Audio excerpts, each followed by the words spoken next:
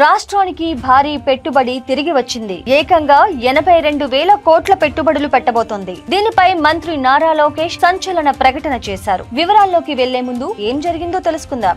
అది 2019 సంవత్సరం. జగన్ ముఖ్యమంత్రి అవగానే చంద్రబాబు ముఖ్యమంత్రిగా ఉన్న సమయంలో వివిధ కంపెనీలో పెట్టుబడులు పెట్టేందుకు కుదుర్చుకున్న పీపీఏలను రద్దు చేశారు. అలా చేయడం సరికాదని కేంద్ర ప్రభుత్వం చెప్పినా వినలేదు. ఈ విషయం అంతర్జాతీయంగా సంచలనం సృష్టించి ఏపీ ప్రతిష్టను మస్కబార్చింది. అంతేకాదు జగన్ హయాంలో అమరరాజా, జాకీ, విప్రో, వోల్టాస్ లాంటి కంపెనీలు ఇతర రాష్ట్రాలకు వెళ్లిపోయాయి అనే కన్నా వెళ్లగొట్టారు అనడం కరెక్ట్. పీపీఏలు రద్దు చేయడంతో రిన్యూ పవర్ కంపెనీ కూడా అలాగే వెళ్లిపోయింది. ఉత్పత్తి ప్రారంభించిన కియా లాంటి కంపెనీలను కమిషన్లు అడిగి వేధింపులకు గురిచేశారు. 2024లో జరిగిన ఎన్నికల్లో వైసీపీ ఘోర పరాజయం పాలైంది. అధికారంలోకి వచ్చిన కూటమి ప్రభుత్వం మొదటి రోజు నుంచే పెట్టుబడుల వేట మొదలుపెట్టింది. ఈ క్రమంలోనే రాష్ట్రం నుంచి వెళ్లిపోయిన కంపెనీలను తిరిగి రప్పించేందుకు మంత్రి నారా లోకేష్ శ్రమిస్తున్నారు. రాష్ట్రానికి మరో భారీ పెట్టుబడి రాబోతోందని నేటి ఉదయం 9 గంటలకు ప్రకటన చేస్తానంటూ